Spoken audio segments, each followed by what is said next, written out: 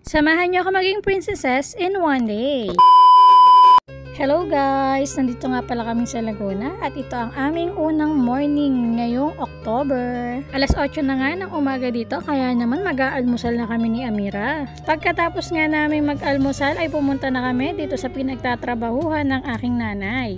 Ang aming nanay Malu nga po pala ay isang mananahi. Kaya naman ipapakita ko sa inyo yung mga gowns na kanilang tinatahi. Ngayon ngang October ay in demand ang mga princesses dresses sa kanila dahil nga mag-Halloween na at princess costume ang kanilang ginagawa. Kaya nandito nga rin po pala kami sa tahian ng aming nanay dahil mamimili po si Amira ng kanyang susuoting dress para sa kanilang Halloween costume party. Dahil last time siya ay Elsa, ngayon ano kaya ang kanyang susuotin sa darating na Halloween party? Naaalala ko pa noon, since 5 years old ako, ang nanay ko ay nananahina ng mga gowns. Ngayon si Amira naman ay 4 years old na.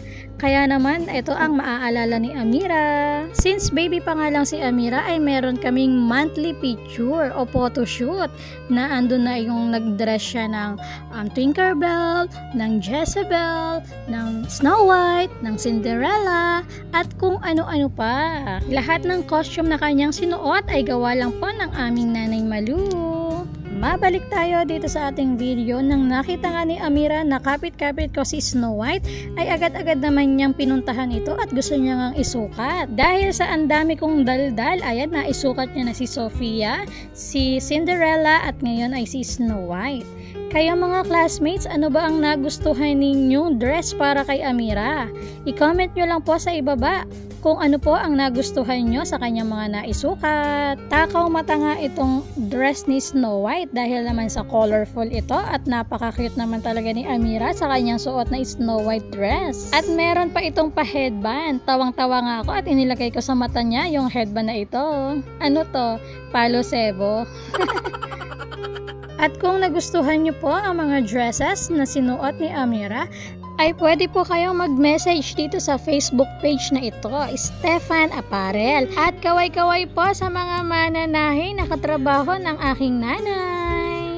Pagbutihin at mag-enjoy lang po kayo sa inyong mga ginagawa dahil napakaganda po ng mga gowns na inyong ginagawa.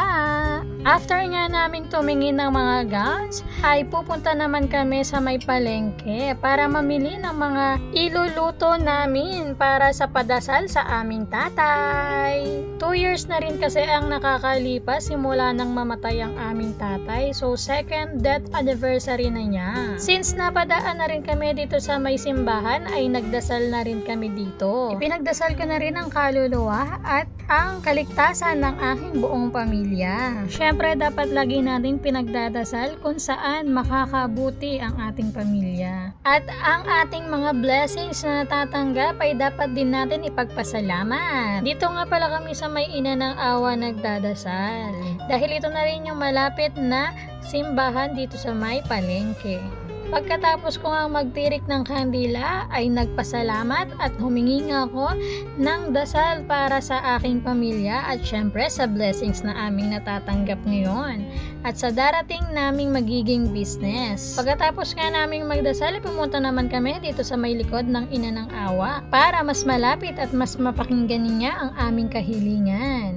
After nga namin magdasal sa simbahan ay napadaan na nga kami dito sa may optical. Dahil dito palagi ako nagpapasukat ng aking salamin at gamay na nila ang aking mata. Pero this time magpapapalit lang ako ng grado dahil medyo lumalabo na ang aking paningin. Sumasakit na po ang aking ulo dahil nga sa nagbago ang grado ng aking mata. At syempre binilhan ko na rin si Amira ng salamin para sa kanyang pagse-cellphone. Napapadalas na nga kasi ang pagsiselfone ng batang ito kaya naman kailangan na natin protektahan ang kanyang mata. At kung nakaabot ka sa video na ito, huwag mong kakalimutan mag-follow, i-like at i-share ang ating video.